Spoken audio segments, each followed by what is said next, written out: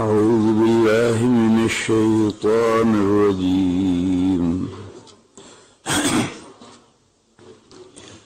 بسم الله الرحمن الرحيم ألهاكم التكاثر حتى زرتم المقابر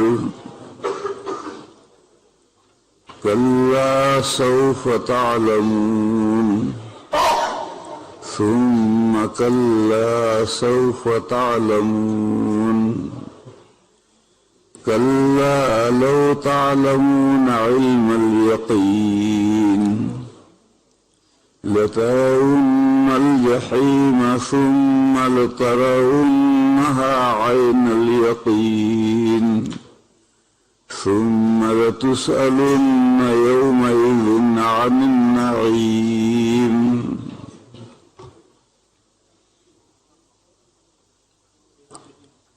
یہ چھوٹی صورتیں ہیں، یہ بڑے مضامین پر مشتمل ہیں اور ہر صورت میں ایک کمپلیٹ سبجیکٹ ہے، پورا مضمون ایک صورت میں وہ آئے گا، پھر وہ مضمون چلتا رہے گا کئی صورتوں تک. تو یہ جو صورت ہے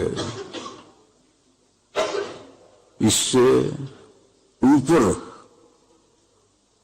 القاریہ ہے، القاریہ کے بعد یہ ہے.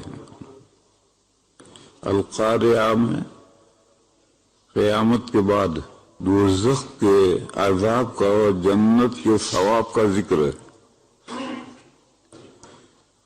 فَأَمَّا مَنْ ثَقُلَتْ مَوَازِينُهُ، جس کا ترازو بھاری ہو گیا. وَأَمَّا مَنْ خَفَّتْ مَوَازِينُهُ، جس کا پلڑا ہلکا ہو گیا. تو القاریہ میں آخرت میں جزا و سزا جنت کی صورت میں اور جہنم کی صورت میں اس کا تذکرہ تھا. اب اس کے بعد جو صورت آ رہی ہے اس صورت میں اس آخرت کے عذاب کا اور اس سے پہلا جو مرحلہ ہے قبر کا، آخرت کی جو پہلی منزل ہے قبر، اس کے عذاب کا ذکر ہے. اور دنیا میں جو جزا و سزا ہے وہ تو نمونے کی ہے، وہ حقیقی جزا و سزا نہیں ہے. نیکی کا بدلہ ملتا ہے تو بھی نمونے کا ملتا ہے، دیکھ کے چار چاول چکھاتے ہیں. اور مومن کو دنیا میں اگر آفات پہنچتی ہیں تو گناہوں کا کفارہ بنتی ہیں. تو سزا کہاں ہوئی؟ یہ تو ایک طرح کا انعام ہوا. لیکن جہنم تک پہنچنے سے پہلے دو مرحلے، ایک تو مرحلہ ہے قبر کا اور دوسرا مرحلہ ہے میدان قیامت کا. یہ دونوں مرحلے ایک مرحلے.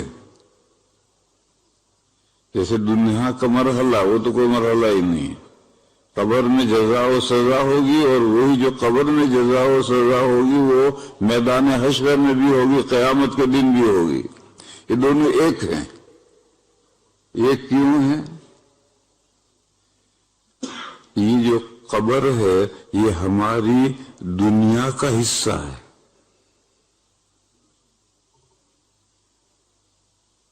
آدمی مر کر دنیا سے نکلتا نہیں.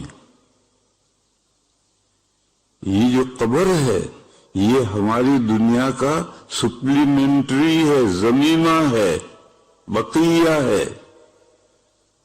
آپ جانتے ہیں قبر یہ ہماری مٹی کا گھڑا ہے، تو ہماری دنیا ہی کے اندر قبر شامل ہے.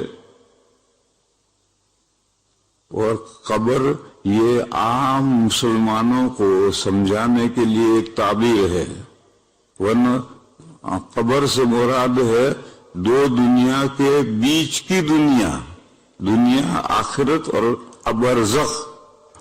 برزخ کے معنی آڑ، دو دنیا کے بیچ میں جو آڑ ہے उसका नाम कब्र है। आम बंदों को इतना ही समझाया जा सकता है, वो मानवीयात बहुत गहरी बातें नहीं समझ सकते, तो उनको समझाने के लिए है कि कब्र। फिर लोग सवाल करते हैं, बहुत से दरिया में मर जाते हैं, बहुत से जानवर जंगल में फाड़ खाते हैं, बहुत से आग में जला दिए जाते हैं, कब्र में कहाँ पहुंचते हैं? तो कहते हैं अज़ाब कब्र तुम कहते हो, बहुत से बंदे कब्र में पहुंचते ही नहीं, आग में जला दिए, जानवर खा गए, समुद्र में डाल दिए गए। तो ये सवाल ही गलत है। वो कब्र से समझे हैं ये मिट्टी का घड़ा, तो कहते वो कब्र में कहाँ पहुंचे? अरे कब्र से मुराद है आलम बरज़ख। दो दुनिया के बीच में एक आड़। कैसे आड़?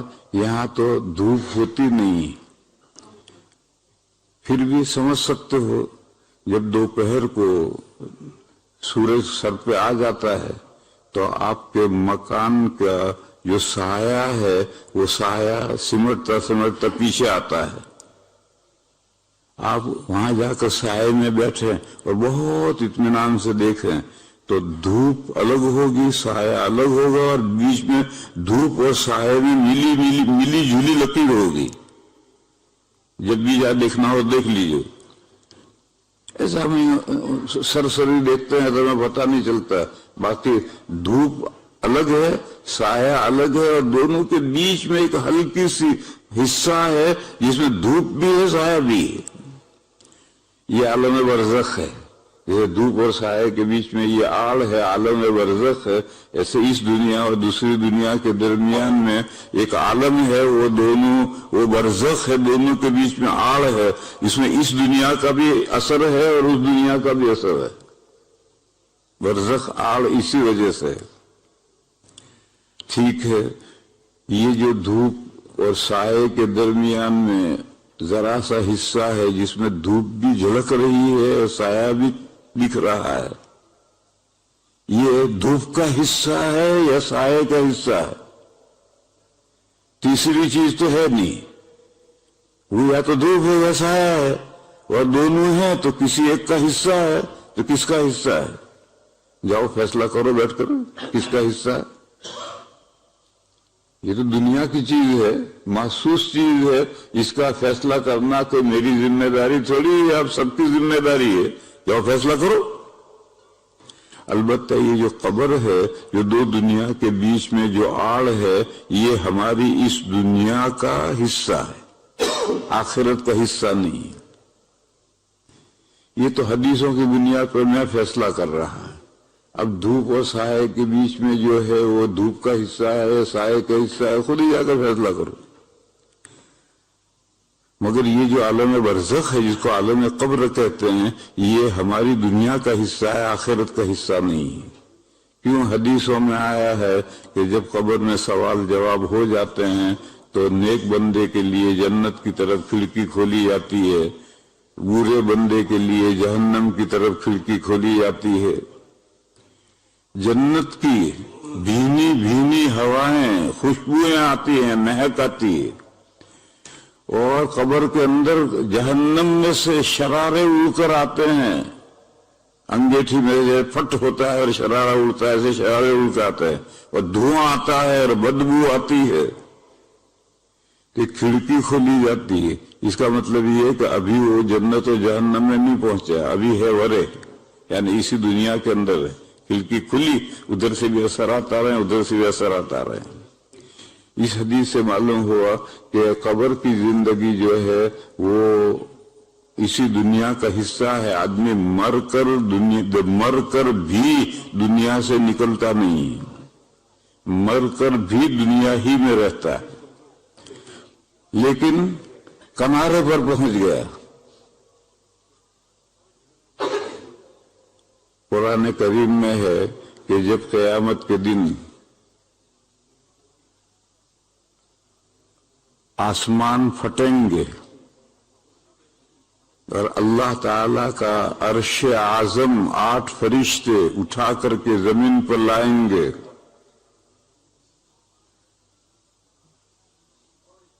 تو زمین جب آسمان پھٹیں گے، چھت پھٹ گئی تو چھت کے اوپر ہے وہ گر پڑے گا. تو فرشتے آسمان کے اوپر ہیں، جب آسمان پھٹ جائیں گے تو گر پڑیں گے. تو قرآن میں ہے کہ نہیں، والملک علی ارجائہا، فرشتے آسمان کے کناروں پر چلے جائیں گے. اور آسمان پھٹا اور عرش زمین پر آیا اور فرشتے کناروں پر ہیں.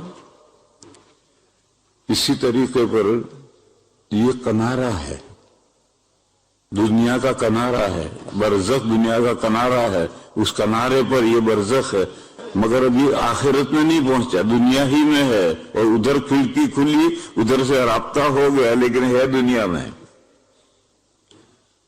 دوسری دلیل کہ آدمی مر کر کے بھی دنیا سے نکلتا نہیں ہے، دنیا ہی میں رہتا ہے. ایک عربی کا لفظ ہے، آپ حضرات عربی نہ جاننے کی وجہ سے اس سے پوری طرح سے سمجھ نہیں سکیں گے. ایک لفظ ہے معاد، دوسرا لفظ ہے بعث بعد الموت،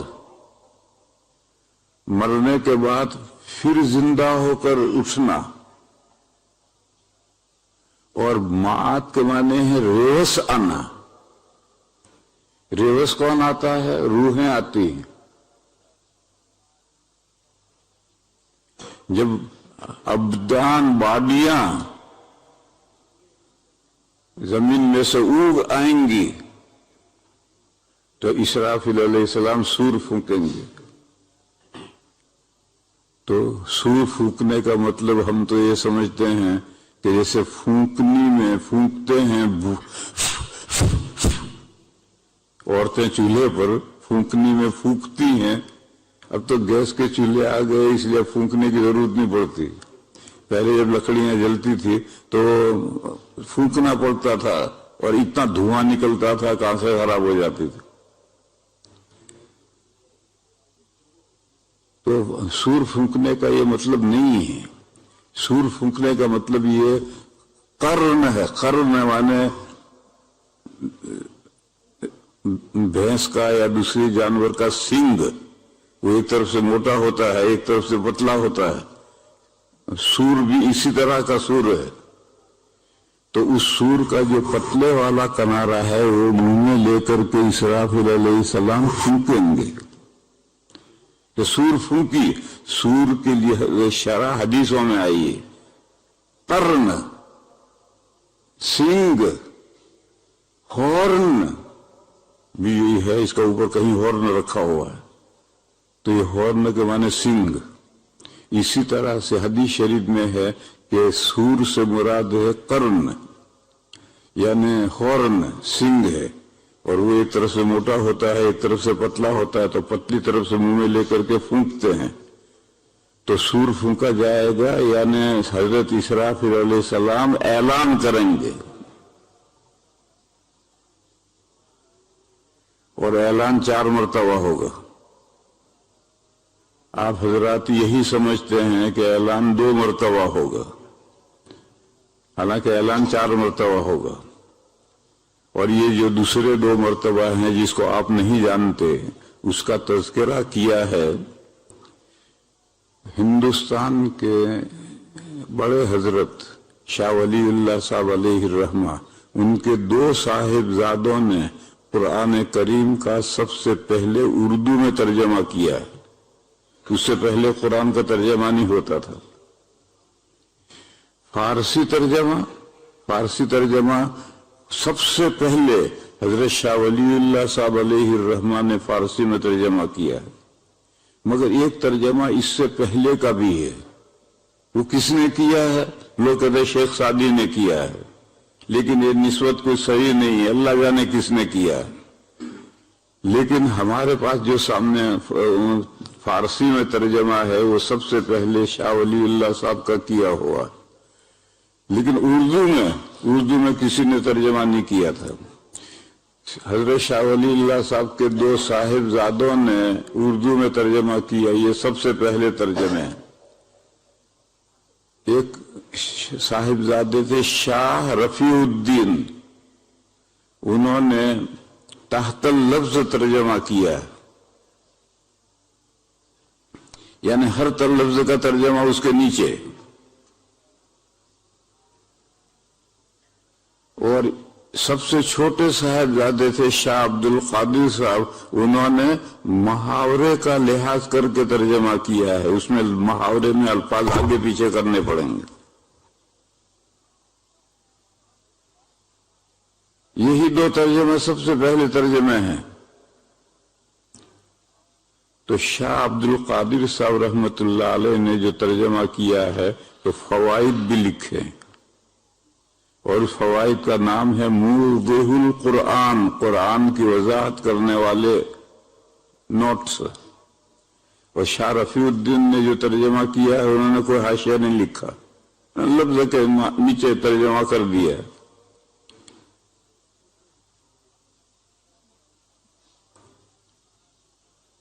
तो सूरे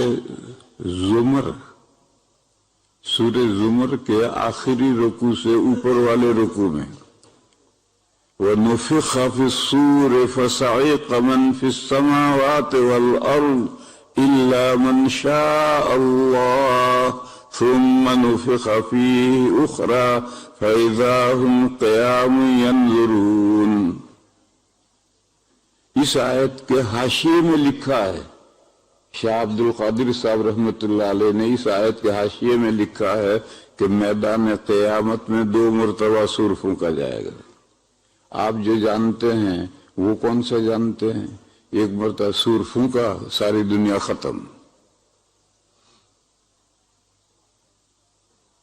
सारी कायनात खत्म नहीं, ये हमारी ये दुनिया खत्म। कुरान करीम में है कुल्लु मन अलैहा फान, अलैहा की ज़मीर जमीन की तरफ लौट रही है। ये जमीन पर जितनी चीजें हैं ये सबको खत्म हो जाना है, सारे आसमान और जमीन कायनात को खत्म हो जाने का तज़किरा इस कुरान में नहीं है।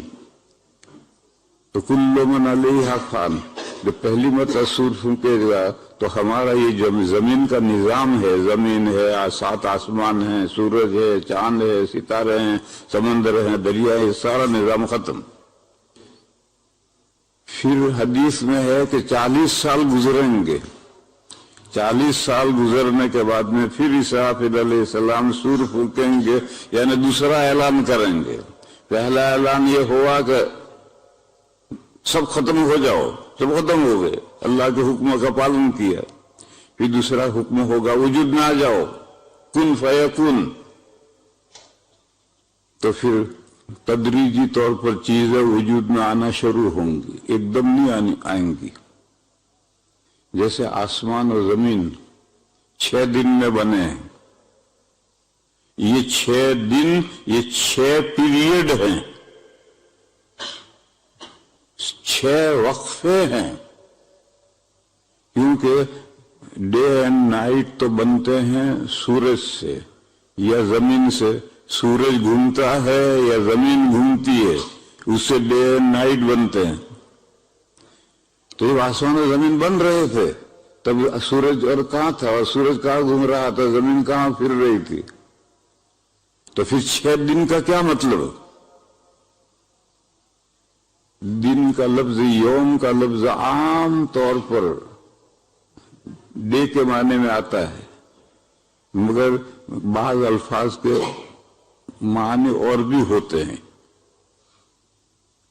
बाज अल्फाज के तो इतने माना होते हैं कि लुग़त में 2 कॉलम भरे हुए होते हैं। बस हमारे दिमाग में घुस गया है कि यौम यानी दिन, दिन दिन दिन, डे डे डे डे। हालांकि यौम के माने और भी हैं, वो माना है जमाने का एक हिस्सा, पीरियड। कुरान करीम में है, अल्लाह ने मूसा अलैहिस्सलाम से फरमाया था वज़क्किरहुम बिअय्यामिल्लाह, अपनी कौम को अल्लाह के दिनों के जरिए से डराओ, नसीहत करो। अल्लाह के दिन, जैसे आदम अलैहिस्सलाम के 2 लौंडों में एक लौंडे ने दूसरे लौंडे को नाहक कत्ल कर दिया, एक जमाने का वाक़या, वो एक यौम है। پھر موسیٰ علیہ السلام کا دور آیا، موسیٰ علیہ السلام کا 1000 سالہ دور ہے، اور اس میں جو کچھ ہوا، طوفان آیا پانی کا، یہ تیسرا دور ہے، دوسرا دور ہے۔ پھر زمانہ آگے بڑھا، ابراہیم علیہ السلام کا دور آیا، موسیٰ علیہ السلام کا فرعون کا دور آیا، عیسیٰ علیہ السلام کا یہودیوں کا دور آیا، ہمارے آقا کا دور آیا۔ یہ سب ایام ہیں۔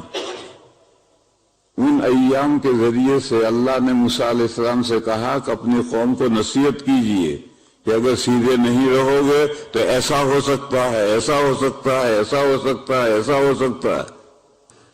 معلوم ہوا کہ ایام اور جمع ہے یوم کی، اور یوم کا لفظ ڈے کے علاوہ اس معنی میں قرن کے معنی میں بھی آتا ہے، دور، ایک لمبا زمانہ جہاں ایک بڑا واقعہ پیش آیا ہو۔ تو یہ 6 جو دن ہیں وہ 6 زمانے کے 6 ادوار ہیں۔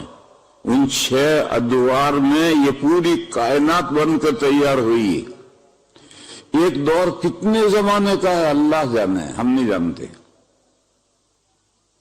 آج کل کے جو سائنسدان ہیں وہ یہ کہتے ہیں کہ یہ پوری کائنات 50 ارب ہزار سے آگے لاکھ سے آگے کروڑ سے آگے خرب سے آگے ارب، یہ عین کے ساتھ نہیں، الف را اور با ہے۔ اتنے زمانے کے اندر، اتنے زمانے میں یہ کائنات بن کر تیار ہوئی۔ یہ تو حدیث میں ہے، بخاری شریف کی حدیث میں ہے کہ پہلے بنو تمیم آئے تھے، انہوں نے سوال کیا تھا کہ ہماری یہ جو دنیا ہے، یہ دنیا کس طرح سے بنی ہے؟ تو حضور نے فرمایا تھا کہ پہلے زمین کا کرہ تھا،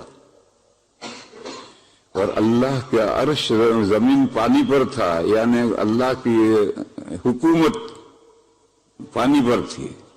پھر اس پانی میں بلبلے اٹھنے شروع ہوئے، اور وہاں سے اٹھے جہاں کعبہ شریف ہے، وہاں سے بلبلے اٹھنے شروع ہوئے، اور بڑھتے بڑھتے بڑھتے خشک زمین نکل آئی، اور 71% آج بھی پانی ہے زمین پر، 29% خشکی ہے۔ پھر یہ جو بلبلے اٹھے، اس میں سے جو بھاپ اٹھی، دخان، اس دخان سے اللہ نے 7 آسمان بنائے۔ پھر اسی میں سے دوسری چیزیں بنتی چلی گئی۔ سائنس کہتی ہے کہ 50 ارب سال کے اندر یہ کائنات بن کر تیار ہوئی ہے۔ ایک ان کا اندازہ ہے، کوئی دیکھ کر تھوڑے آئے ہیں۔ یہ جو 50 ارب سے اوپر ہے خرب سے اوپر ہے پدم، بس وہ پدم آخری ہے، اس نے پدا دیا سب کو۔ تو یہ جو 50 ارب سال ہیں، ان کو 6 حصوں میں تقسیم کر دو تو 6 دن بن گئے۔ میرے بھائیو، ٹھیک اسی طرح سے سمجھو، قیامت کا دن 50,000 ایئر کا ہے، اور یہ مسئلہ قرآن کریم میں ہے۔ 50,000 سال قیامت کا دن اتنا بڑا ہے۔ اتنے دن میں کیا ہوگا؟ جب دوبارہ دوسری مرتبہ سور پھونکے گا اور کائنات وجود میں آنا شروع ہوگی تو فٹافٹ نہیں آئے گی، بارش ہوگی، اس پر عرصہ گزر جائے گا، پھر جیسے گھاس اگتی ہے اس طریقے سے تمام باڈیاں زمین میں سے اگیں گے، تو ایک دم اگ کر بڑی تھوڑی ہو گئی، آہستہ آہستہ اگیں گے۔ زمانہ اس میں گزرے گا۔ 50,000 سال جو گزریں گے وہ کائنات کے وجود میں آنے میں گزریں گے۔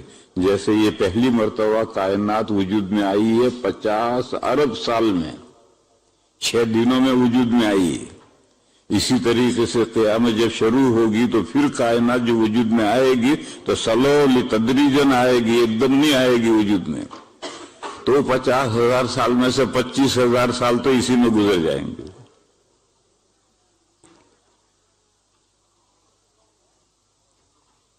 اب قیامت سب چیزیں 25,000 سال میں ساری چیزیں وجود میں آ گئی۔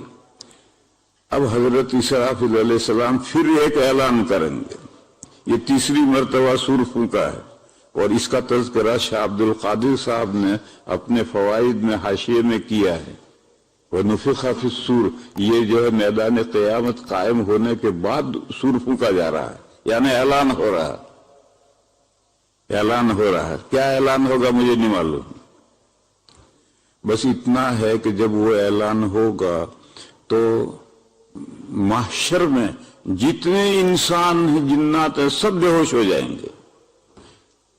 وَنُفِخَ فِي الصُّورِ فَصَعِقَ مَنْ فِي السَّمَاوَاتِ وَالْأَرْضِ إِلَّا مَنْ شَاءَ اللَّهُ، اللہ جس کو چاہیں گے وہ تو بے ہوش نہیں ہوگا، باقی میدان قیامت میں جتنے انسان کھڑے ہوں گے، جتنے بھی جنات کھڑے ہوں گے، سب بے ہوش ہو جائیں گے۔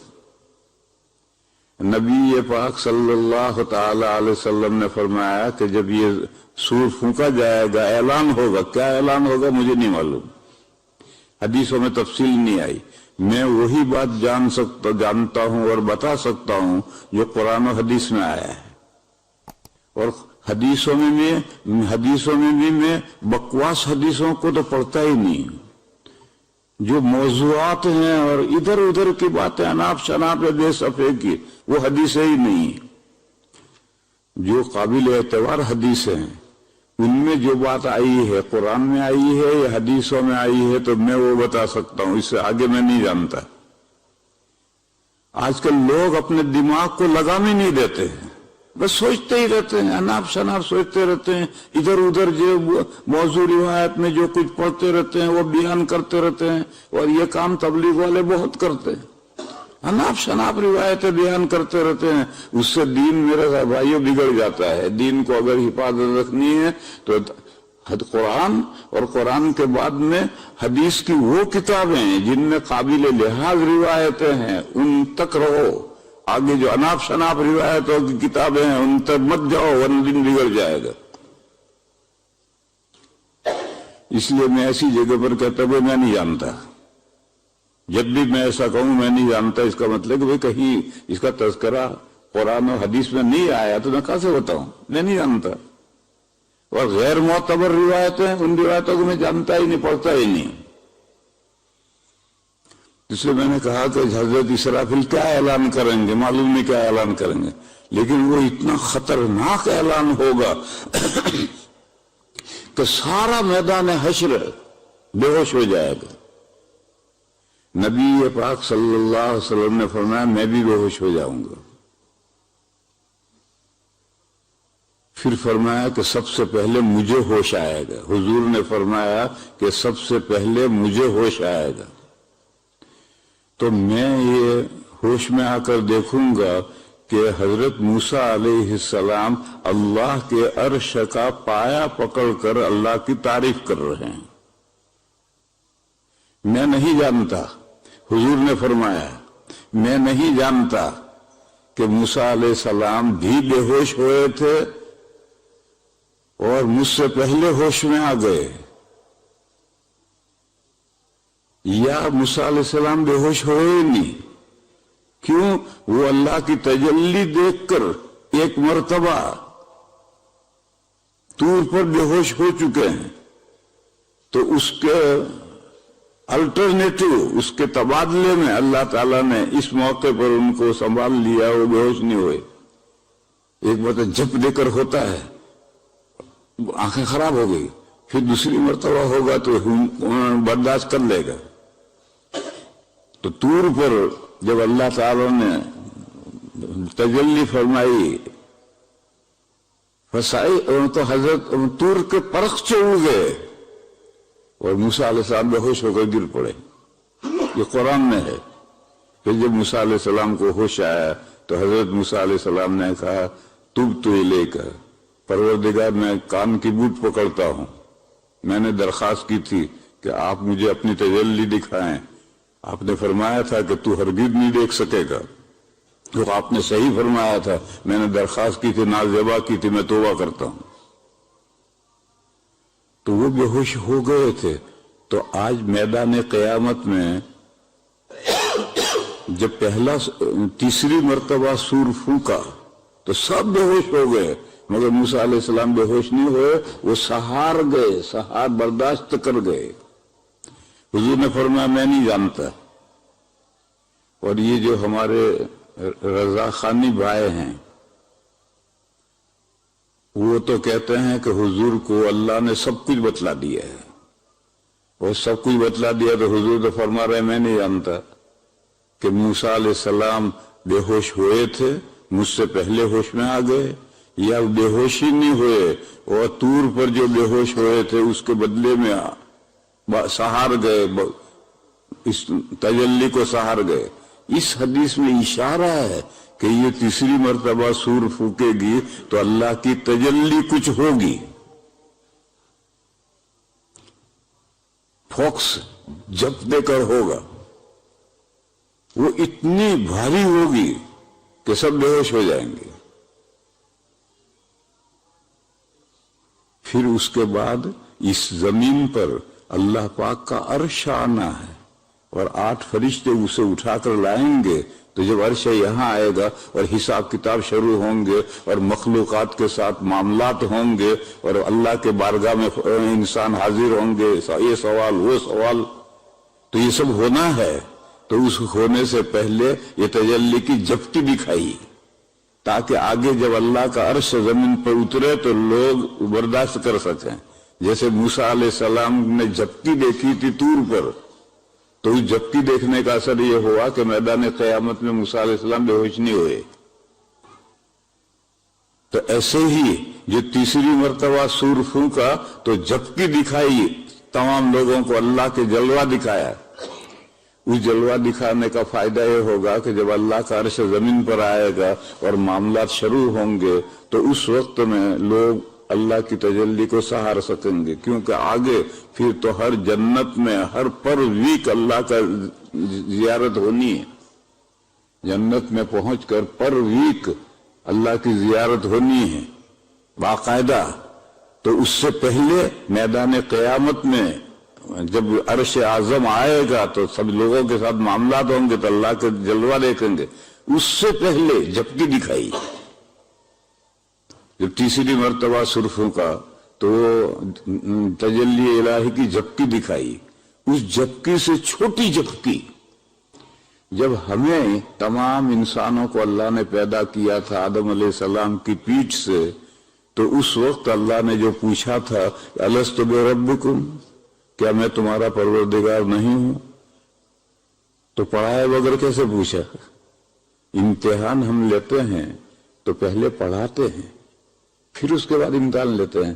तो अल्लाह ने हमें पढ़ाया तो है नहीं और पूछ लिया कि अलस्तु बिरब्बिकुम, इसे मानना पड़ेगा। इक्तिज़ाउन नस से मानना पड़ेगा कि अल्लाह ने अपना जलवा दिखाया है। मगर वो जलवा, ये जो सूर फूकेंगे वो फूकी जाएगी, उस वक्त जो जलवा दिखाएंगे अल्लाह भपका फोक्स दिखाएंगे, उससे हल्का होगा और उससे हर एक ने अल्लाह को मुशाहिदा करके पहचान लिया है। गोया इम्तिहान में किताब खोल के सामने रख दी है कि अब जवाब लिख, अलस्तु बिरब्बिकुम, क्या मैं तुम्हारा परवरदिगार नहीं हूं? तो किताब सामने रखी है, अल्लाह ने जलवा दिखा दिया है, अपनी पहचान करवा दी है। तो सब नंबर 100 नंबर का पर्चा नहीं, 120 नंबर का पर्चा लिखेंगे। नाम नहीं कहेंगे, सब कहेंगे भला क्यों नहीं, आप परवरदिगार नहीं है तो और आप कौन परवरदिगार है? मैं तो बतला रहा हूं कि जलवे अलग हैं। ये अल्लाह ने अपना जलवा इन तमाम इंसानों पर अपना जलवा डाला, अपनी पहचान करवाई, फिर पूछा कि मैं तुम्हारा रब हूं या नहीं। इसी तरह से मैदान क़यामत में जब तीसरी मर्तबा सूर फूका जाएगा, तीसरी मर्तबा का मैंने हवाला दिया था, अभी आप बाद में आए। शाह अब्दुल कादिर साहब रहमतुल्लाह अलैह ने सूरह ज़ुमर की जो ये आयत है वह नुफ़िख़ फ़िस्सूर, उसके हाशिये में लिखा है कि 4 मर्तबा सूर फूका जाएगा। 2 मर्तबा तो क़यामत से पहली मर्तबा सूर फूका, सब चीजें खत्म। फिर दूसरी मर्तबा सूर फूका तो दोबारा चीजें वजूद में आने शुरू हुई, और ये चीजें वजूद में आएंगी 50,000 साल के आधे में, यानी 25,000 साल लगेंगे। जैसे कायनात शुरू हुई थी तो 6 अदवार में वजूद में आई थी, اسی طرح سے جب ختم ہو کر دوبارہ شروع ہوگی تو پھر بھی 25,000 سال میں یہ کائنات پوری وجود میں آ جائے گی، اور جب پوری کائنات وجود میں آئے گی تو اللہ کی تجلی چوتھی مرتبہ سور پھونکے گا، یعنی اللہ کی تجلی کا فوکس پڑے گا، اور یہ فوکس اس لیے پڑے گا کہ آگے زمین پر اللہ کا عرش آنا ہے اور مخلوقات کے ساتھ سارے معاملات ہونے ہیں، اور پھر اس سے آگے جنت میں جا کر تو اللہ کا زیارت ہونی ہے رفتہ۔ تو یہ چونکہ زمین پر عرش آنا ہے، اللہ کا دیدار ہونا ہے، اللہ کے ساتھ باتیں ہونی ہیں، معاملات ہونے ہیں، تو اس سے پہلے یہ فوکس ڈالا تھا کہ لوگوں کے اندر یہ صلاحیت پیدا ہو جائے، جب اللہ کا عرش آئے تو اللہ کی زیارت کی صلاحیت پیدا ہو جائے۔ اللہ تعالیٰ کا جب عرش آئے گا تو اوپن نہیں ہوگا کہ سارا میدان اللہ کی زیارت کر رہا ہے، دیکھ رہا ہے، ایسا نہیں ہوگا۔ پردہ، نور کا پردہ ہوگا۔ پھر جب کسی بندے کو اللہ حساب کتاب کے لیے بلائیں گے تو وہ نور کا پردہ ہٹ کر کے اس کے ساتھ بات چیت ہوگی۔ اب سارا میدان نہیں دیکھ رہا، جس کے لیے پردہ ہٹا وہی دیکھ رہا۔ حدیث شریف میں آیا ہے کہ ہر ایک کو اللہ کے سامنے کھڑا ہونا ہے حساب دینے کے لیے، اور جب تک 5 باتوں کا حساب کلیئر نہ ہو جائے اللہ کے سامنے سے قدم ہٹ نہیں سکتے۔ وہ بندے جو اللہ کے سامنے کھڑا کیا گیا ہے حساب کے لیے وہی دیکھے گا، سارا میدان نہیں دیکھے گا۔ اور جنت میں جب جلوہ ہوگا پر ویک تو سارے جنتی دیکھیں گے، صرف جہنمی محروم رہیں گے، جنتی سارے ہی دیکھیں گے۔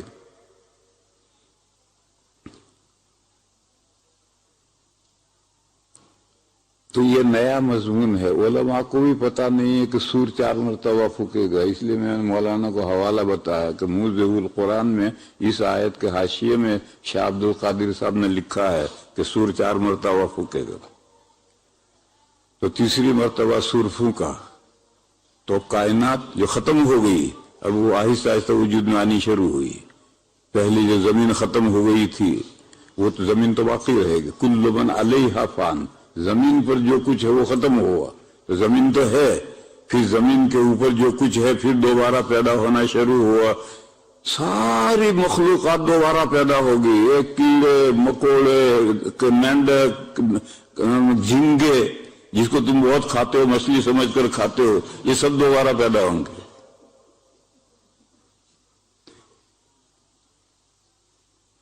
وہ بعض لوگ ہنسے کہ گویا میں نے گالی دے دی، کوئی جھینگے کا لفظ آیا تو ہنسے کہ گویا گالی دے دی تمہیں۔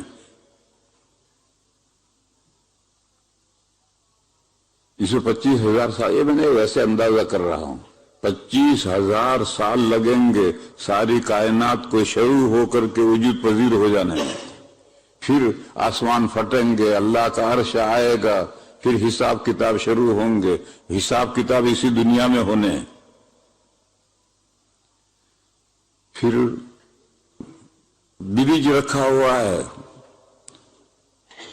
اوور برج ہے جس کو ترکی میں کہتے ہیں کوبری، اوور برج، یوں سے یوں جاتا ہے، اس کا ایک سرا زمین پر ہے اور دوسرا سرا جنت میں ہے، ہر ایک کو اس پر سے گزر کر جنت میں جانا ہے۔ وَإِن مِّنكُمْ إِلَّا وَارِدُهَا كَانَ عَلَىٰ رَبِّكَ حَتْمًا مَّقْضِيًّا، تم میں سے کوئی نہیں ہے مگر اسے جہنم میں اترنا ہے۔ وہ اترنا یہ ہے، اس پل پر سے چڑھ کر ادھر جاؤ تو جہنم میں اتر گئے، جب جہنم کے اوپر سے گئے۔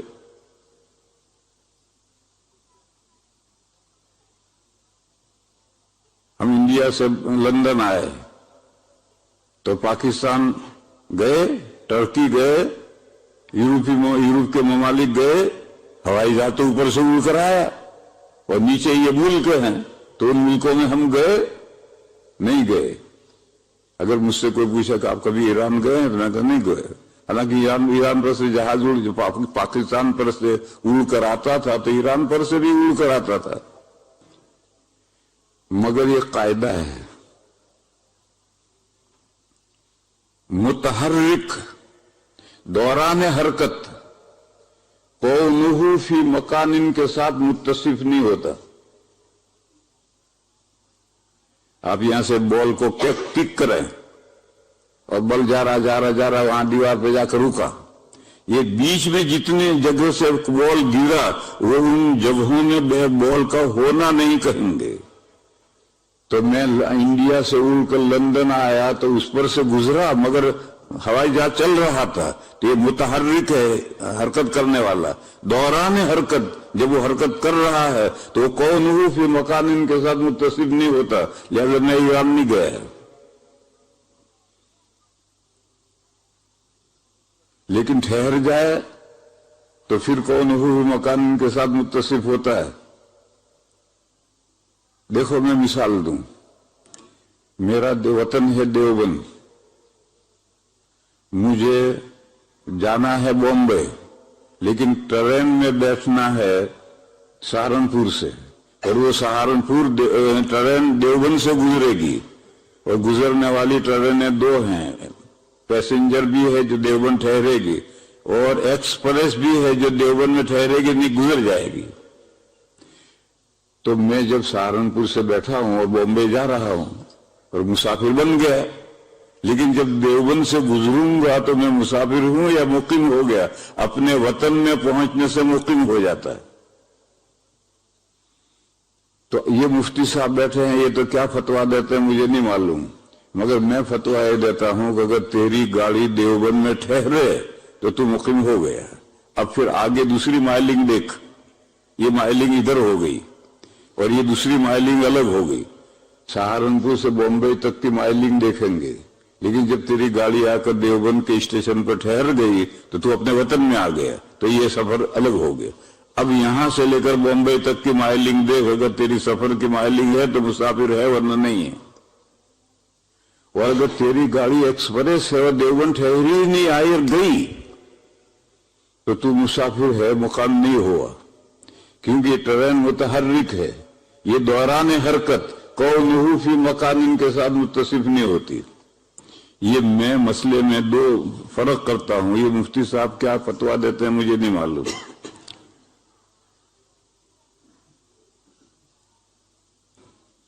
تو میرے بھائیوں،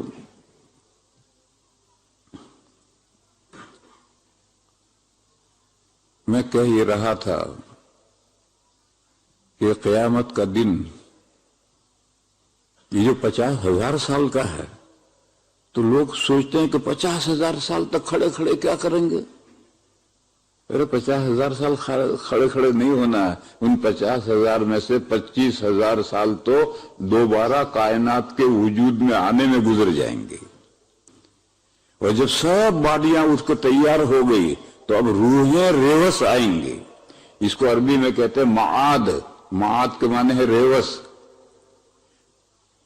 ریوس آنے کا مطلب کہ ایک آدمی یہاں سے چلا تھا، ابھی برطانیہ سے باہر نہیں نکلا اور گاڑی واپس لے آیا تو ریوس ہے، اور اگر لاسٹ پوائنٹ سے آگے نکل گیا تو اس کو ریوس آنا نہیں کہیں گے۔ تو حدیثوں میں لفظ معاد آیا ہے کہ روحیں معاد ہوگا، یعنی جو روحیں گئی وہ ریوس آئیں گی۔ اس سے معلوم ہوا کہ قبر کی زندگی، برزخ کی زندگی اس دنیا سے باہر نہیں ہے، اس دنیا کا سپلیمنٹری ہے، اور ہم مر کر کے بھی دنیا سے باہر نہیں نکلتے، دنیا ہی میں رہتے ہیں، برزخ میں رہتے ہیں۔ جب واپس باڈیوں میں آنے کا وقت آئے گا تو اس وقت میں اس کو معاد لوٹ کر آئیں گے۔ بہرحال تیسری مرتبہ سور پھونکے گا تو سب بے ہوش ہو گئے۔ موسیٰ علیہ السلام بے ہوش نہیں ہوئے۔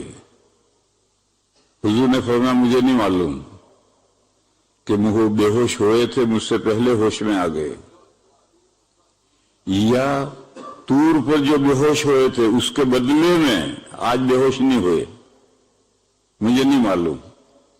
دونوں میں سے کوئی بھی صورت ہو سکتی۔ یہ جو قرآن میں ہے فَصَعِقَ مَن فِي السَّمَاوَاتِ وَالْأَرْضِ إِلَّا مَن شَاءَ اللَّهُ، مگر جس کو اللہ چاہیں، یہ استثناء ہے۔ یہ تو اس استثناء میں موسیٰ علیہ السلام آ گئے۔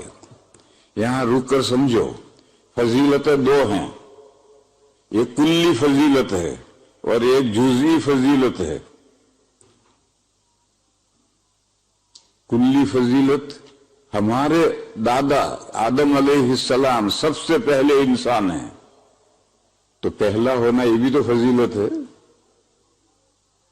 اور ہمارے آقا نبی پاک صلی اللہ علیہ وسلم تمام نبیوں کے سردار ہیں، یہ بھی ایک فضیلت. وہ تمام انسانوں کے باپ ہیں، یہ بھی ایک فضیلت ہے. وہ تمام نبیوں کے سردار ہیں، یہ بھی ایک فضیلت ہے. لیکن تمام انسانوں کے باپ ہے، یہ فضیلت جزئی ہے. اور تمام نبیوں کے سردار ہے، یہ فضیلت کلی ہے. تو فضیلت کلی ہمارے آقا کو حاصل ہے. حضور نے فرمایا انا سید ولد آدم ولا فخر، فرمایا میں تمام انسانوں کا سردار ہوں. اور یہ بات فخریہ نہیں بیان کر رہا بلکہ اظہار حقیقت کے لیے بیان کر رہا ہوں. بعض باتیں آدمی ڈینگے مارتا ہے، تو میں ڈینگے نہیں مار رہا. مسئلہ لوگوں کو سمجھانا ضروری ہے کہ سب کا سردار میں ہوں. یہ حضور نے کب فرمایا تھا؟ جب تمام امتوں کے صالحین مل کر دادا کے پاس جائیں گے، جنت نظر آ رہی ہے، ہمارا گھر دکھ رہا ہے، حساب کتاب ہو جائے تو ہم اپنے گھر میں پہنچیں، حساب کتاب شروع نہیں ہو رہا ہے، آپ سفارش کریں. دادا انکار کریں گے.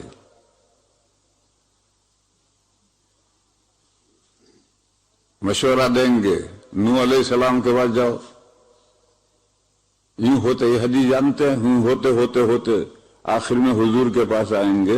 حضور فرمائیں گے انا لہا، یہ سفارش میں کرنے کے لیے میں تیار ہوں، انا لہا. اور حضور سفارش کریں گے. اس پر اس کی بنیاد بتلائی ہے کہ میں سفارش اس لیے کروں گا کہ میں تمام انسانوں کا سردار ہوں.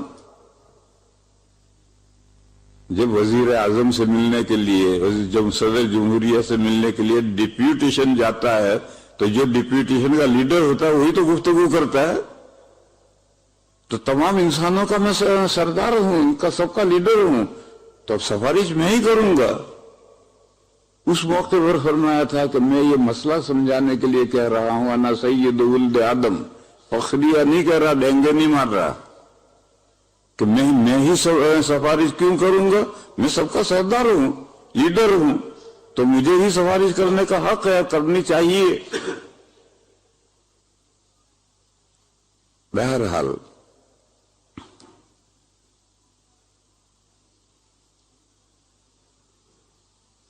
فضیلت جزئی اور کلی سمجھا رہا. اس کو میں اپنے طالب علموں کو ایک مثال دے کر سمجھاتا ہوں. ایک مثال دے کر سمجھاتا ہوں. وہاں ہمارے یہاں دوہرا حدیث شریف کی 10 کتابیں پڑھائی جاتی ہیں. سالانہ امتحان میں جس کے مجموعی نمبر سب سے زیادہ ہیں وہ فرسٹ پوزیشن. تو ایک طالب علم یہ ہمارے یہاں 10 کتابیں ہیں، 10 کتابوں کے مجموعی نمبر 1000 ہیں، ہر کتاب کے 100 نمبر ہیں. یہ جو 1000 ہیں، یہ تو 1000 نمبر تو کوئی بھی طالب علم لاتا ہی نہیں. بہت کم کوئی طالب علم 1000 نمبر 10 کتابوں کا مجموعہ لے آئے، کیونکہ اس میں حسن بیان کے بھی نمبر ہیں اور تحریر کے بھی نمبر ہیں، عربی کے بھی نمبر ہیں، تو اس لیے کہیں نہ کہیں کمی تھوڑی بہت رہ جاتی ہے. لیکن ٹوٹل مجموعہ یہ طالب علم 980 نمبر لایا، یہ 979 لایا، یہ 978 لایا. تو یہ فرسٹ پوزیشن ہے، یہ سیکنڈ، یہ تھرڈ ہے. یہ وہاں دارالعلوم دیوبند کا یہ اصول ہے، مجموعی نمبر سب سے زیادہ ہوتے ہیں وہ فرسٹ پوزیشن کہلاتا ہے. اور ہر کتاب کے نمبر الگ ہوتے ہیں. بخاری میں 1 کے اتنے ہیں، ترمذی میں اتنے ہیں، ابو داؤد میں اتنے ہیں. تو یہ طالب علم 980 نمبر لایا، فرسٹ پوزیشن آیا. مگر بخاری میں اس کے 78 نمبر، بخاری میں اس کے 90 نمبر ہے، 100 نمبر نہیں. اور اس کے بخاری میں 100 نمبر ہے. تو یہ بخاری میں جو اس کے 100 نمبر ہے مگر پوزیشن کوئی نہیں آئی. یہ جزوی فضیلت ہے. اور اس کے بخاری میں تو 90 ہیں مگر پوزیشن آئی تو یہ کلی فضیلت ہے. اس کلی فضیلت اور جزوی فضیلت کو سمجھو تو بعض فضیلتیں دیگر انبیاء کو حاصل ہیں مگر وہ جزوی فضیلتیں ہیں، کلی فضیلتیں نہیں ہیں. کلی فضیلت ہمارے آقا کو حاصل ہے، وہ سید الاولین والآخرین ہیں، اگلوں کے اور پچھلوں کے سب کے سردار ہیں. یعنی دوہرے میں سب سے زیادہ نمبر اس طالب علم کے آئے ہیں، 980 نمبر آئے ہیں، دوسرے کسی طالب علم کے 980 نہیں ہیں. لیکن موسیٰ علیہ السلام سے اللہ تعالی نے اس زمین پر ہم کلام فرمایا اور کوئی بندہ نہیں ہے جس سے اس زمین پر اللہ تعالی نے کلام فرمایا. نبی پاک صلی اللہ علیہ وسلم سے بھی اللہ نے کلام فرمایا، معراج میں 7 آسمانوں سے کہیں آگے زمین پر نہیں کلام فرمایا، اور زمین پر صرف موسیٰ علیہ السلام سے کلام فرمایا. اسی لیے موسیٰ علیہ السلام کلیم اللہ کہلاتے ہیں، اللہ سے باتیں کرنے والے. اور حضور کے لیے کلیم اللہ لفظ نہیں ہے. کیوں؟ یہ جزوی فضیلت ہے جو موسیٰ علیہ السلام کو حاصل ہے. حضرت عیسیٰ علیہ السلام انبیاء بنی اسرائیل کے آخری کڑی، خاتم انبیاء بنی اسرائیل، یہ جزوی فضیلت ہے. اور نبی پاک صلی اللہ علیہ وسلم سارے زمین میں جتنے نبوت کے سلسلے چل رہے تھے، جیسے ہمارے ہندوستان میں ہندو ہیں تو ہندوؤں میں بھی تو نبی آئے ہوں گے، کبھی نہ کبھی تو نبی آئے ہوں گے، وہ ہمیں بتلایا نہیں.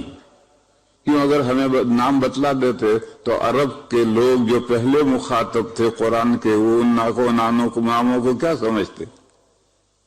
تو قرآن ایک چیستان بن کر کے رہ جاتی، نہ سمجھنے کی نہ سمجھانے کی. تو اس لیے قرآن کریم میں انہی اقوام کے نام آئے ہیں، انہی انبیاء کے نام آئے ہیں جن سے عرب واقف تھے. تو پھر اب قرآن سے نصیحت حاصل کرنا آسان ہو گیا، اب چیستان نہیں بنی. تو ہمارے ہندوؤں میں بھی تو کہیں نہ کہیں اوپر نبی ضرور آئے ہوں گے، لیکن وہ نام کھولے نہیں، قرآن و حدیث میں نہیں کھولے، کیونکہ پہلے مخاطب عرب اس سے واقف نہیں تھے. اگر وہ نام لیں گے تو بیچارے کیا سمجھیں گے کہ کیا کون ہنومان کون آگے.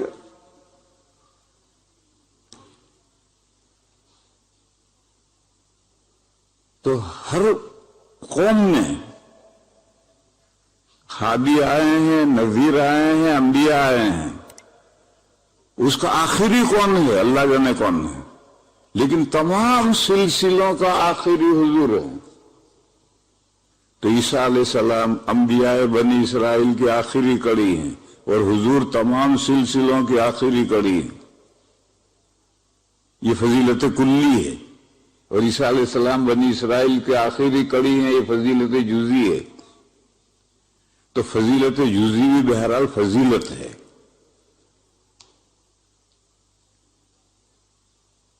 دیکھو درمیان میں ایک مسئلہ سمجھو.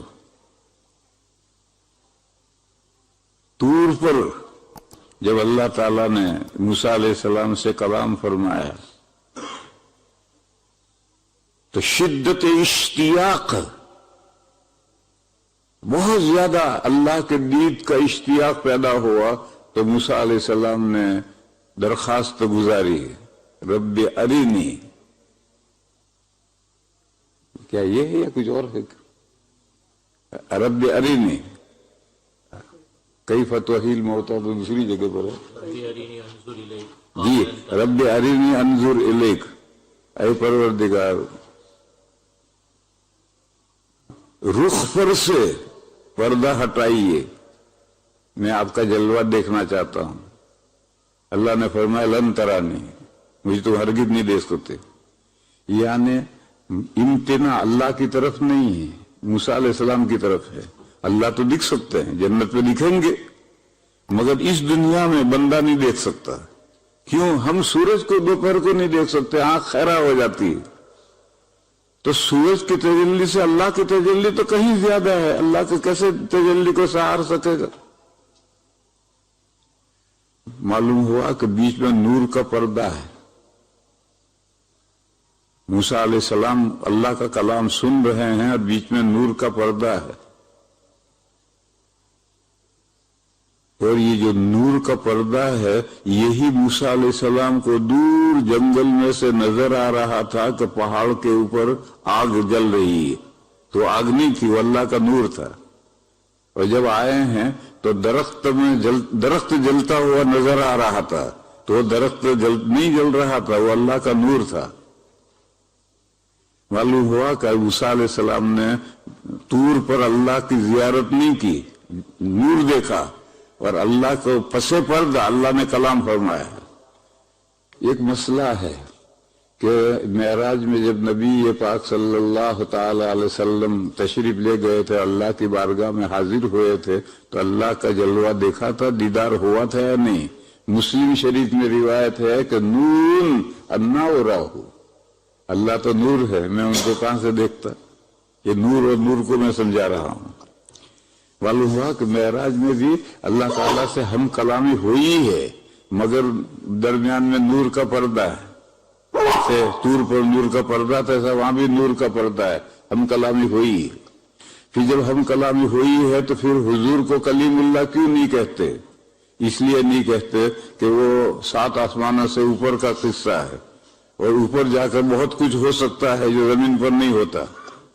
دیکھو ہم خواب دیکھتے ہیں تو خواب عالم مثال میں لے جا کر خواب دکھایا جاتا ہے، اور خواب میں عجیب عجیب چیزیں دیکھتے ہیں،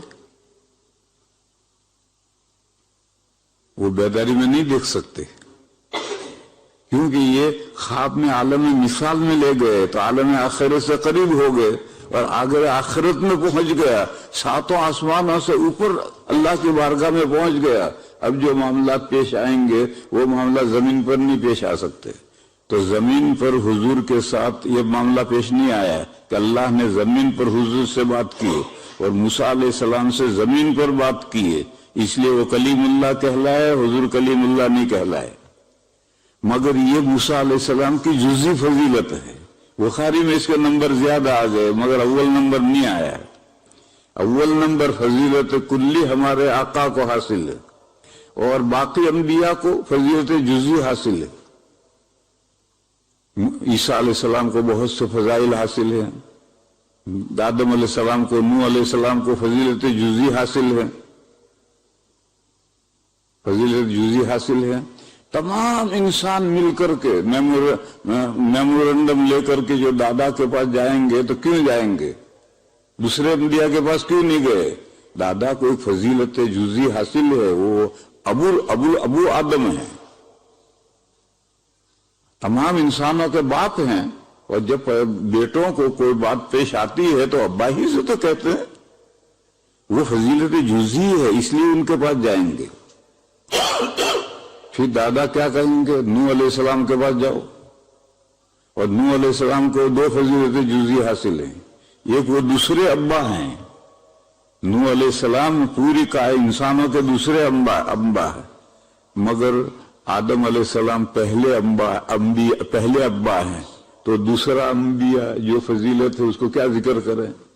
تو دوسری فضیلت زیادہ کریں گے کہ اول الرسل وہ ہیں، اللہ نے سب سے پہلا رسول حضرت نوح علیہ السلام کو بنایا ہے، لہذا ان کے پاس جاؤ، یہ فضیلت جزوی ہے۔ وہ کہیں گے آگے جاؤ، ابراہیم علیہ السلام کے جاؤ، وہ ابراہیم علیہ السلام کی فضیلت جزوی ذکر کریں گے کہ وہ خلیل اللہ ہیں، اللہ کے جگری دوست ہیں۔ ایک خلیل اللہ ہوتا ہے، جگری دوست ہوتا ہے، اور ایک حبیب اللہ ہوتا ہے۔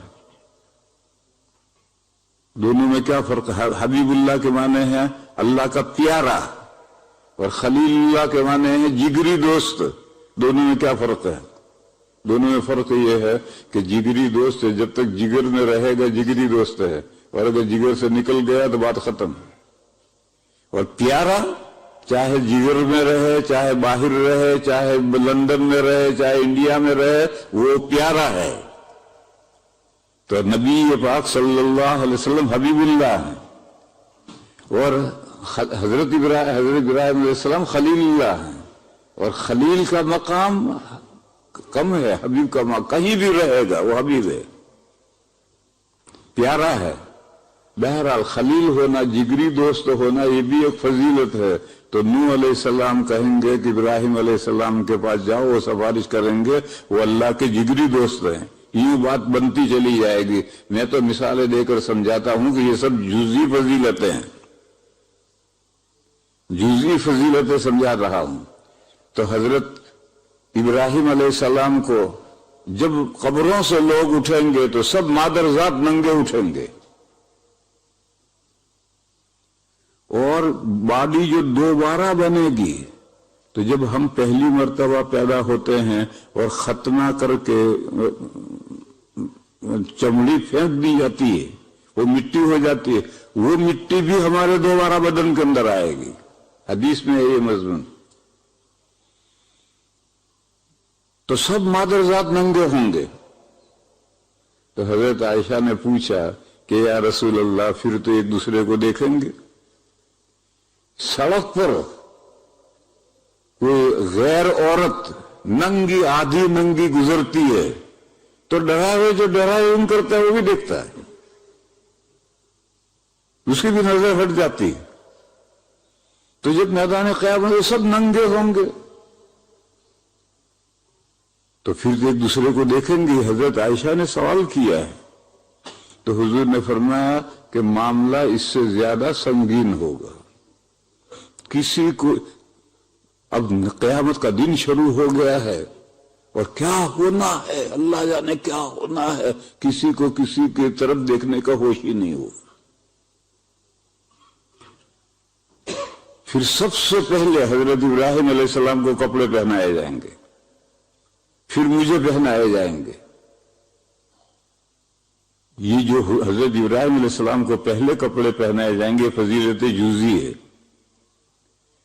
اور حضور کو بعد میں پہنائے جائیں گے۔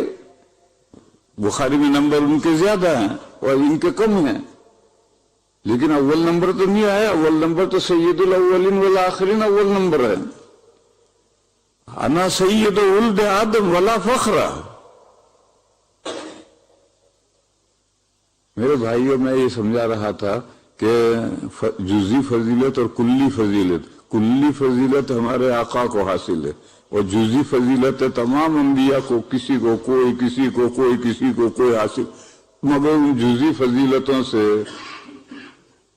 اول نبی پوزیشن والا نہیں کہلاتا ہے۔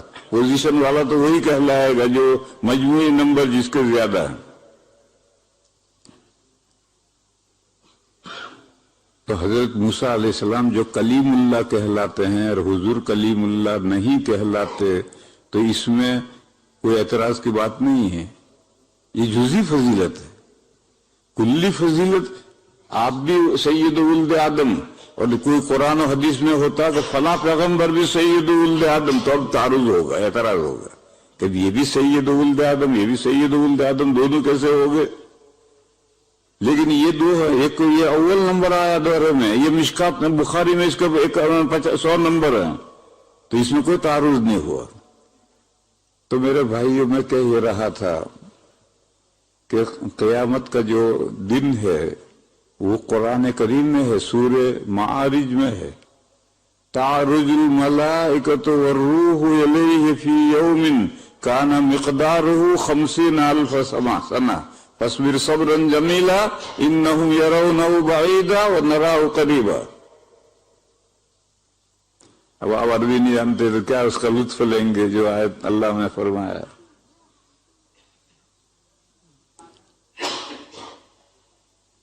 تو میں اسے سمجھا رہا تھا کہ یہ جو قیامت کا دن ہے 50,000 ایئر کا، اس میں کوئی یہ سوچے کہ 50,000 سال تک کھڑے کھڑے ہم کیا کریں گے؟ نہیں، 50,000 سال کھڑے کھڑے نہیں ہیں۔ جیسے کائنات پہلی مرتبہ تدریجاً وجود میں آئی ہے 6 ادوار میں، اسی طرح سے جب دوسری مرتبہ سور پھونکے گا تو کائنات تدریجاً آہستہ آہستہ وجود میں آنی شروع ہوگی۔ کتنے زمانے میں وجود میں آئے گی اللہ جانے۔ میں ویسے ہی کہتا ہوں کہ 25,000 سال تو کائنات کو وجود میں آنے میں لگیں گے، پھر وجود میں آ گئی، پھر اللہ کا تخت زمین پر آیا، پھر دربار قائم ہوا، پھر اس دنیا میں جتنے معاملات پیش آئے ہیں وہ دوبارہ پیش آنے ہیں۔ اس دنیا میں معاملات کے فیصلے کورٹ میں انصاف سے ہوئے ہیں، انہیں بھی دوبارہ فیصلے ہونے ہیں۔ ظلم سے ہوئے ہیں، وہ بھی دوبارہ انصاف سے فیصلے ہونے ہیں۔ جو معاملات فیصلے نہیں ہوئے وہ بھی اللہ کی بارگاہ میں فیصلے ہونے ہیں۔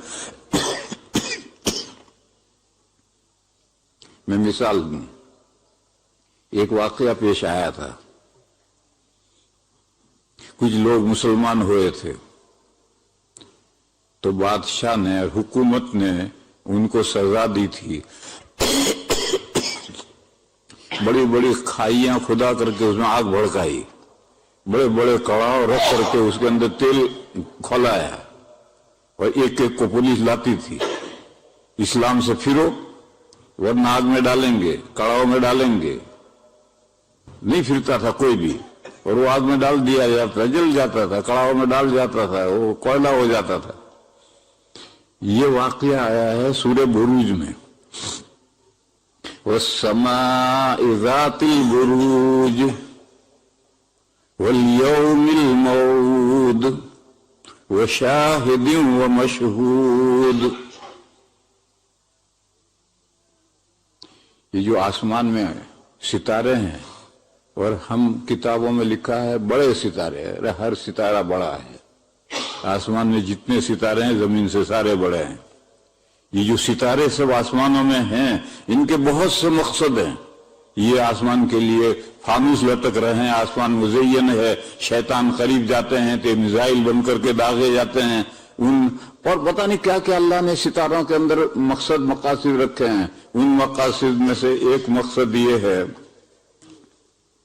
کہ یہ زمین کا واچ کر رہے ہیں، اوپر یہ کیمرے لگے ہوئے ہیں اور پوری زمین کی واچ کر رہے ہیں، اور سارا ریکارڈ جمع ہو رہا ہے وہاں۔ جیسے بڑے کارخانے میں ہر جگہ آپ کیمرے لگاتے ہیں اور آفس میں بیٹھ کر دیکھتے ہیں، تو یہ سارے کیمرے جو بڑے بڑے ستارے، ہر ستارہ بڑا ہے، یہ سب آسمان میں سے کیمرے اللہ نے لگا رکھے ہیں، وہ زمین کا واچ کر رہے ہیں۔ جب قیامت کے دن یہ جو کھائیوں والے تھے، پولیس والے جو بیٹھے ہوئے تھے کرسیوں پر بیٹھ کر، پولیس لا کر ایک ایک کو کڑاؤ میں ڈالتی تھی، آگ میں ڈالتی تھی، تو کھے ہنستے تھے جب وہ جلتا تھا بیچارہ۔ یہ مقدمہ پھر اللہ کی بارگاہ میں پیش ہونا ہے۔ کیوں؟ وہ مقدمہ دنیا میں نہیں چلا ہے، یہ تو حکومت نے، بادشاہوں نے سزا دی، تو اب کون مقدمہ کون چلائے گا؟ یہ جو مقدمہ نہیں چلا یہ بھی اللہ کی بارگاہ میں دوبارہ مقدمہ چلے گا۔ اور ریکارڈ کے طور پر یہ ستارے جو ہیں انہوں نے جو کیچ کر رکھا ہے، جو وہ سب پیش ہوگا۔ بڑے بڑے ستاروں والا آسمان گواہ بنے گا۔ کب؟ وعدے کا جو دن آئے گا تب۔ وعدے کا دن قیامت کا دن ہے۔ یہ جو ستارے ہیں، ان ستارے یہ سب زمین کا واچ کر کے ساری چیزیں ریکارڈ ہیں، اور وہ ریکارڈ جمع ہے۔ قیامت کا دن جب آئے گا اور اللہ کی بارگاہ میں مقدمے شروع ہوں گے تب یہ سب ریکارڈ کھلے گا۔ والیوم الموعود، پھر گواہ میں کون پیش کریں گے؟ یہ جو کرسیوں پر بیٹھ کر کے تماشا دیکھ رہے ہیں یہ گواہی دیں گے، اور یہ جو جل مر رہے ہیں بیچارے یہ بھی گواہی دیں گے کہ ہمارے ساتھ یہ کیا گیا، اور یہ بھی ماننا پڑے گا کہ ہم نے کیا، اور یہ کہیں گے کہ ہمارے ساتھ کیا۔ وشاہد ومشہود۔ اس مقدمے میں کیا فیصلہ ہوگا؟ مقدمے میں فیصلہ ہوگا کہ یہ جتنے دنیا میں جنہوں نے ان کھائیوں والوں کو جلایا ہے یا یہ سب کے لیے قتل کا فیصلہ ہوگا۔ قتل اصحاب الاخدود، ان کے لیے فیصلہ ہوگا۔ خونی مجرم، اور خونی مجرم کہاں جاتا ہے؟ جیل میں جاتا ہے یا جہنم میں جاتا ہے؟ وآخر دعوانا ان الحمدللہ۔